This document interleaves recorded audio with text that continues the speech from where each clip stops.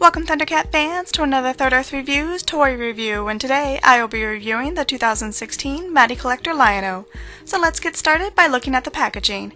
Out of the shipping box, Lion-O comes in this beautiful black and white box, which is very similar to what we saw with the Wily Kit and Wily Cat 2-pack. On the front we have the Thundercat symbol with Lion-O's name.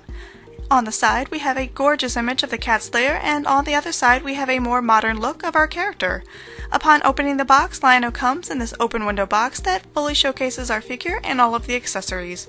On the bottom we see Lion-O looking through the Sword of Omens, with the sword's impression continuing up the open window.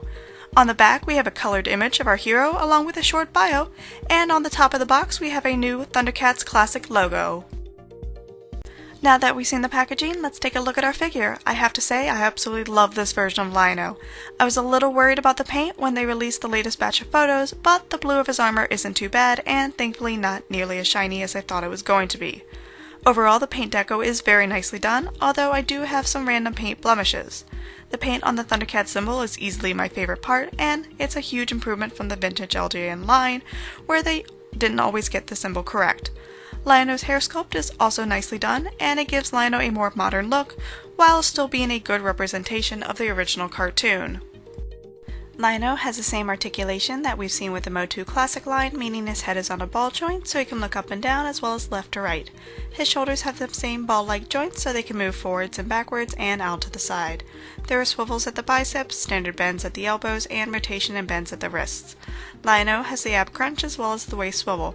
He has ball-like joints at the hips, so his legs can go forwards, backwards, out to the side, and swivel. There are standard bends at the knees, swivels at the boots, and rockers at the ankles, so his feet can go up and down as well as rock side to side.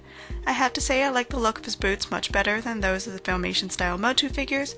I'm not sure if Matty made some changes to the design, or if the joints are just better hidden due to the sculpted folds on Lion-O's boots. Lion-O comes with several accessories. He has a standard Sword of Omens and both a dagger form and his fully transformed state. Both of these accessories have a fantastic paint deco. I was especially impressed with the level of neatness on the Thundercat symbol of the sword, and the hint of metallic blue on the hilts is a very nice touch. Lion-O also comes standard with two versions of the claw shield.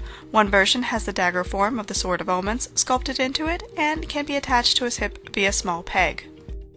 I do have some issues with the peg, as it just kind of sticks out of his hip when not using this claw shield. I kind of wish they did the opposite, where the peg was actually attached to the claw shield and there was a hole in his hip.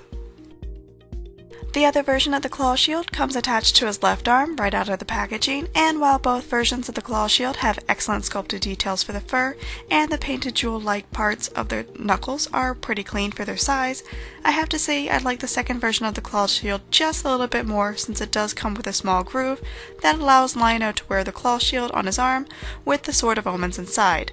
This is something I really missed with the Mezco Megascale Lion-O, so I'm glad that this version has this ability. Finally, Lion-O does come with a few extra hands, for those times you don't want Lion-O to be wearing his claw shield. One thing I did notice is that the hands for this figure are made of a softer plastic, which leads me to my main complaint. Both the sword and the dagger are very loose when held in Lion-O's hand. Mine isn't so bad that they are threatening to fall out, but it is noticeable whenever you place them in his hand. So this is just something to keep in mind if you want one for yourself. MattyCollector announced the Thundercat license at their 2015 San Diego Comic-Con panel, and the subscription went up in January 2016 until February 26, 2016.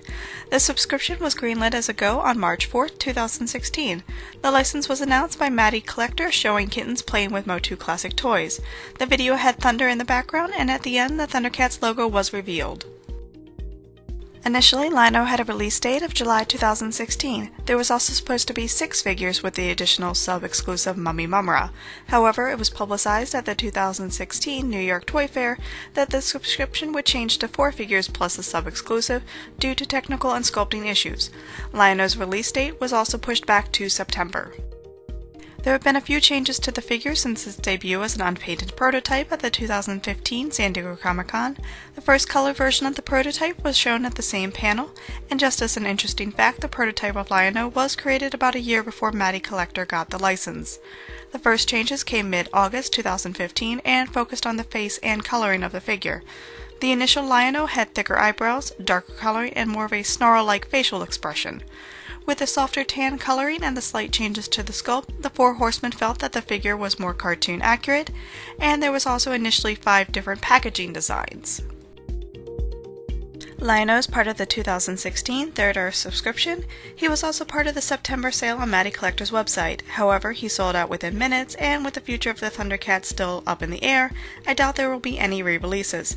However, this is a fantastic figure, so if you can find one online at a decent price, I say it's a must-have for any Thundercat collection.